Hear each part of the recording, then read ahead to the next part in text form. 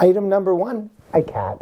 This is my cat Peanut, and in this video, we're going to talk about some technology and some cuddles. We're going to talk about some technology that is useful for school, for learning. Because every year, it's the same thing. I get this a question 1,000 times. Oh, Peanut wants to go away. I get this question 1,000 times. What should I use for school in terms of technology? What technology can help me in school? So I'm going to address that question. I'm going to talk about it from my experience, what my opinions are. Other people may have other opinions. And I'm also going to share with you some technology that maybe doesn't get talked about as much, but is incredibly helpful when you're going to school, when you're learning, and when you're trying to make sure that your studying is effective. Hi there, my name is Frank, and this is Learning and Technology with Frank, where we look at how we can use technology to learn and teach and be more productive. If that sounds interesting to you, check out some of the videos on the channel and consider subscribing if you want to learn more. I'll talk about a few different technologies here in this video, but the number one question I get, hands down, bar none, everybody's asked this question, friends, family, strangers on the bus, is what computer should I get for school? And it's always a balancing act between your budget and the machine that you want to get. It's a very challenging thing, but here's my number one recommendation on that. Ask the school you're going to. Ask the program that you're going to enter into if they have a specification for the computers that they would like you to have in the classroom. Especially now that we have a BYOD or bring your own device world, they will have specifications of what they recommend for you to have in the program that you're attending. If they don't have that recommendation, see if you can contact the instructor for that program in order to ask them, because a lot of times they can help as well.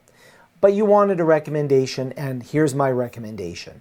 I love Chromebooks. They're portable, they're easy to use, they're inexpensive. I love Windows PCs. I've been using Windows for many, many years, but it's going to be a Mac. I think that the best computer, if I don't know too much about what you're doing, will be a Mac computer, because it really does act as a universal computer. If you get an Apple computer that has, let's say, 16 gigs of RAM and a half a terabyte to a 1 terabyte hard drive, then you'll be able to do things like run Windows on that Mac. So you can now have the Mac operating system. You can run Windows using a program called Parallels. I'll link down below to Parallels. And you can even run Unix programs, because at its core, Apple computers are Unix systems. So they are quite universal in that regard. I have some videos I'll link either at the end or down or somewhere on how to use your Mac as a universal computer running Windows and Linux and Apple. They also are very well engineered. So Apple computers, they do cost a bit of a premium, but they're extremely well engineered and they tend to have a longer lifespan. I still have some Apple computers that I'm using, some Mac Minis and a MacBook Pro from 2012, 2015. The 2012 ones are kind of getting pretty old. I use them for little projects. But that 2015 MacBook Pro that I have, I still actually get some good functional use out of that. And that's the key takeaway there, is that you will buy something and it will last for your entire academic career. Especially, and this is going to be another thing that people in the comments below, they'll be like, you're crazy, you should buy a cheap reused, refurbished, whatever. But anyways, if you get Apple Care, that'll protect you through your academic career. The last thing you need to do is worry about your computer. You need to worry about what you're studying. If you're studying computers, whole different story. If you want to build a gaming rig, well, you can do that too. There's lots of things you can do with computers, but Apple computers. Now, when you buy an Apple computer, here's another piece of advice that I have.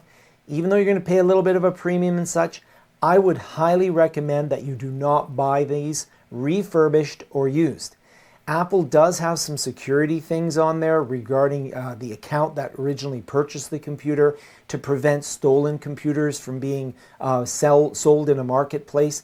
So you want to buy a refurbished computer from either the Apple store itself, or you want to buy a new computer from Apple. Actually, you know what? Just before I move away from the computer for school, the big purchase, buying the computer from school, again, really emphasizing, make sure you kind of understand what you're going to use it for in school. I might consider, if I was going to school or advising somebody going to school, if you're not taking a course that requires that you run specialized software, that most of what you're going to be doing is research, using the internet and taking notes and doing writing of papers and such, something that I might consider doing is getting an iPad and having that for school, taking my iPad to and from school, and then at home having a Mac Mini. So there's a little bit of, you have two systems in that case, but the iPads are quite powerful these days, especially something like an iPad Pro. And that might be an option as well. And that does actually bring me to the second item that I would get. If I got a laptop, one of the things that I would have when I came home would be a laptop stand. So you just put your laptop on there, and that just raises the laptop a little bit. It makes it more comfortable if you're doing a long session where you're typing a lot. And I guess you could almost go to the third item, would be something like an external monitor that I'd have at home. I'll talk about that in a moment. And even if you don't get a laptop stand for a laptop, I highly recommend just getting a small little portable stand for your phone.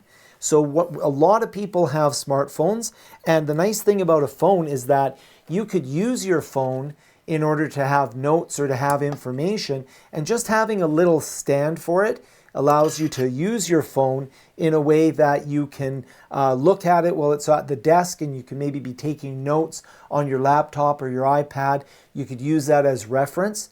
And that's a very powerful thing to do. And if you had an iPad, then of course you can buy a case for the iPad that often has a keypad built into it.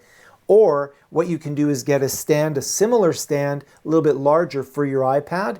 And then you could use the third item on my list of things that I think are really useful, and that is a foldable portable keyboard. So you might think, why would I want an additional keyboard if I already have a keyboard built into my laptop? And that's legitimate. Same thing if you have an iPad case that has a keyboard in it. But you can use an external keyboard with your phone. So if you were to take an external keyboard like this little one here, you have a nice little keyboard that you can now use with your phone. Your phone can be sitting on the stand, and you have a nice setup here where you can now go in and start taking notes, even just using your phone. I'm tempted to actually think about possibly even just taking a phone and a keyboard with me whenever I'm just doing some, little bit of work on the plane, little bit of work at school, a little bit of a study session where I'm not doing a lot of what I would call heavy lifting, where I need a lot of monitor space. Although I'll talk about how we could use this setup with a special device that gives me more monitor space. And that was a fairly small keyboard. This is a company called PhotoArc. I'll link below to all of these keyboards. They do make full-size keyboards, so you can actually have a full-size keyboard. This one here is quite nice. It's a full-size keyboard. It has a numerical pad on it. And that's really handy if you're taking any accounting courses or any courses where you're doing a lot of numerics, maybe working a lot with Excel spreadsheets and such. That can be very useful. This one's also a backlit keyboard, and it folds up quite nicely. You can take it with you. And then the one that I take pretty much with me every day, everywhere I go, is this one here, because it actually also has a trackpad built in. It doesn't have the numeric keyboard, but it has a trackpad. So in this case here, I have the keyboard and my mouse all in one device, and I find that quite useful, although getting the one with the keypad for numeric entry is quite useful, and this one is backlit. So you're making a bit of a compromise depending, again, on your use case, which is always the first thing you must do. Now, related to the external keypad, which is very useful for if I'm using my phone or if I'm using an iPad, some other device, is an external or an additional monitor. Now, you can get portable monitors. So let's say I had a laptop, but on the laptop, I was doing a lot of computing labs. I might want to have documentation on one monitor and then have the computer, the laptop screen, where I'm actually doing my coding. So you are going to be carrying an additional monitor with you. It's not terribly heavy, and you want to, sort of take a look at the different models that are out there. I'll link to some below, but these can be very useful if you want a laptop, but you really want a dual monitor setup. That can be very useful. A lot of times I don't necessarily carry that with me all over the place. What I will do though is have a nice monitor at home. So when I come home and I'm going to do a longer study session, or I'm going to be doing maybe some more writing, some more content creation and such, one monitor, especially a laptop monitor, can really start to feel very limiting after a period of time. So what I'll do is I'll have an external monitor at home, bring my iPad, or it has to be an iPad Pro, bring my iPad Pro or bring my laptop, connect up to that external monitor, and then I'll have that additional screen real estate. You can mirror your iPad, but if you want to have extended monitors, you'll need an iPad Pro. And of course, a laptop, it'll allow you to extend the monitors. So you can have notations and coding on one monitor, or you can have documentation and stuff on one monitor and work on labs and coding on another, if that's what you're studying, or research material and work on your paper. That's really useful to have an external monitor. If you're in your dorm room or that's something you need to do at the library, then you may want to look at a portable external monitor. That's an option as well. Now, if you really want to take displays to the extreme, you could look at something like these Viture XR glasses. So I can actually plug these into my computer, either a Mac, Windows machine, or even my phone, and I can have massive monitor in front of me or multiple monitors in front of me. It's actually pretty impressive. This is sort of the apex level of additional monitors and displays. And this, by the way, are great if I'm connected to my phone and I have that external keypad. That's a really nice setup. I have videos, or several videos, on using the Viture XR glasses. These are the Luma Pros. Beautiful glasses. That's the extreme level of additional monitors, but it's pretty nice. So we've talked about some of the larger items, the laptop, the monitor. We talked about stands for your phone and your computer and your iPad as well. But let's look at some of those little things that can really start making a massive difference in how effective you are at school and studying.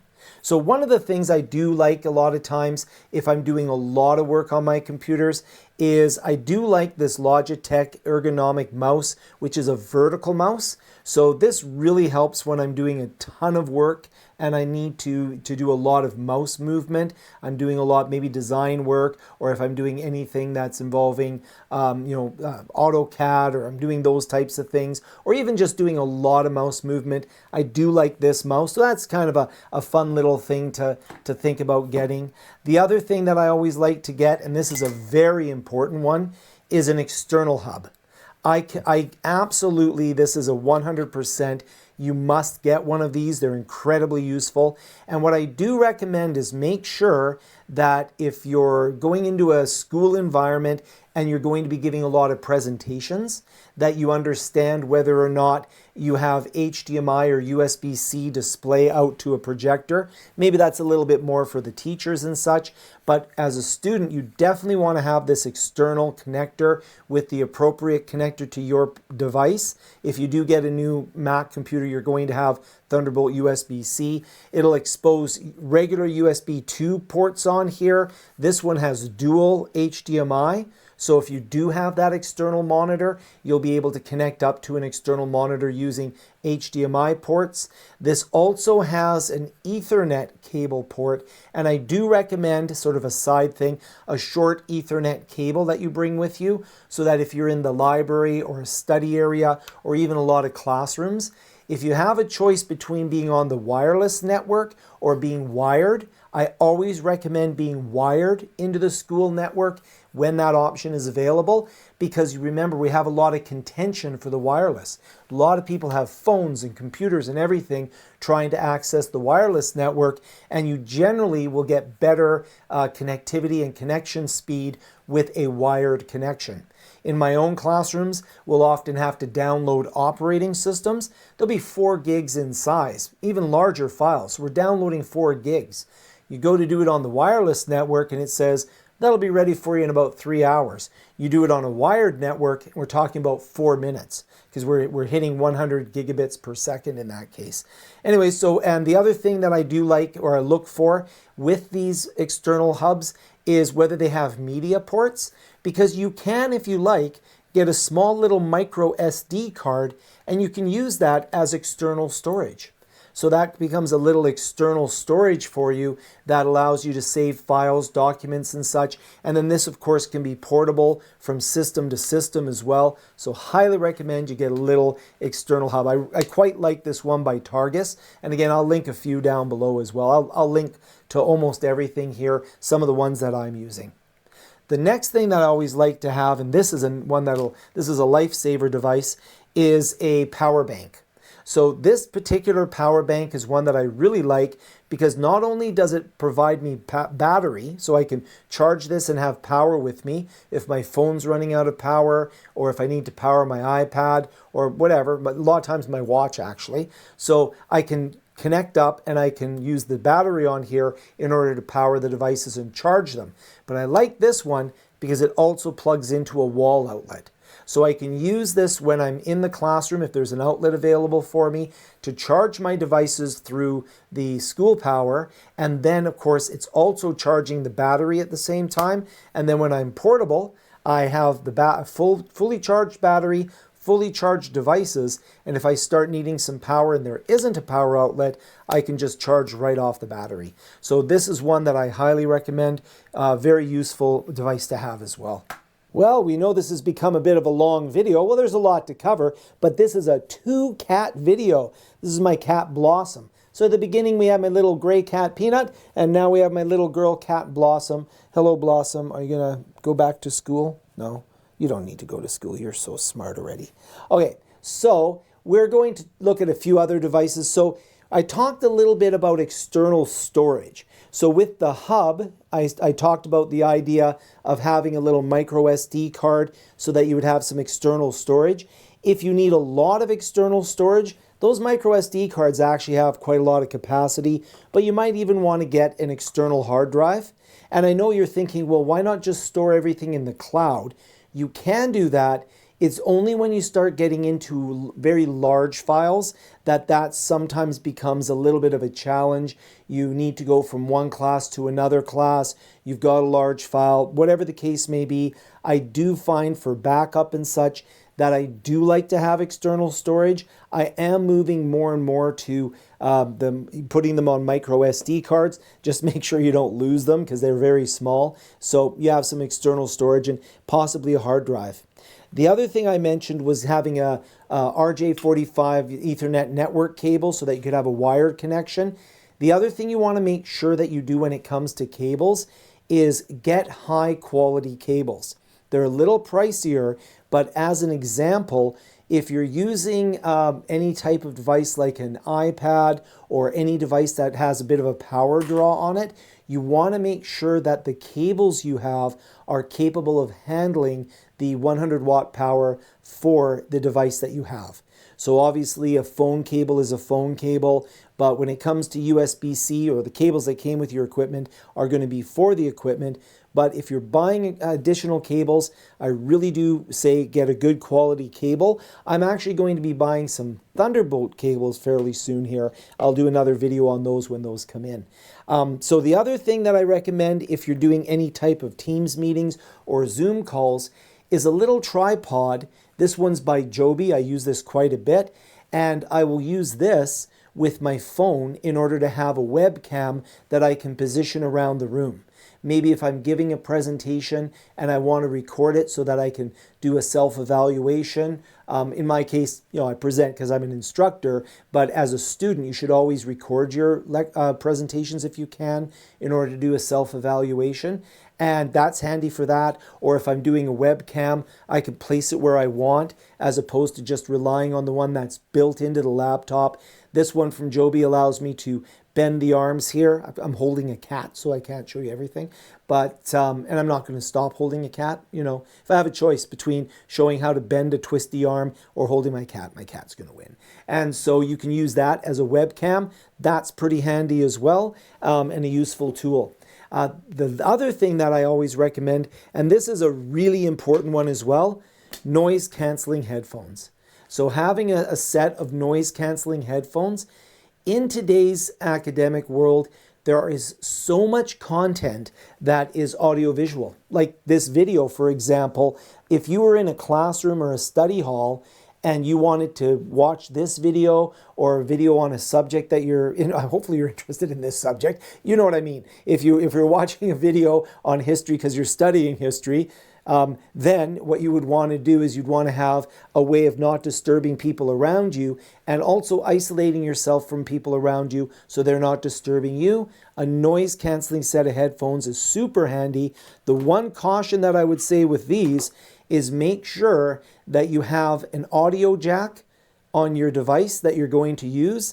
If you're using something with a USB-C, you'll want to get a little adapter, which is an audio to USB-C adapter, and I'll link that down below. It's sitting on the other desk, so I won't, because I'm not going to disturb my cat. So you can go from a stereo 3.5 millimeter jack, you can put that into an adapter that will plug into USB so that you can use it with your phone, you can use it with your iPad, you can use it with your laptop. A lot of laptops, though, do have the audio jack, but if they don't, you'll want that adapter.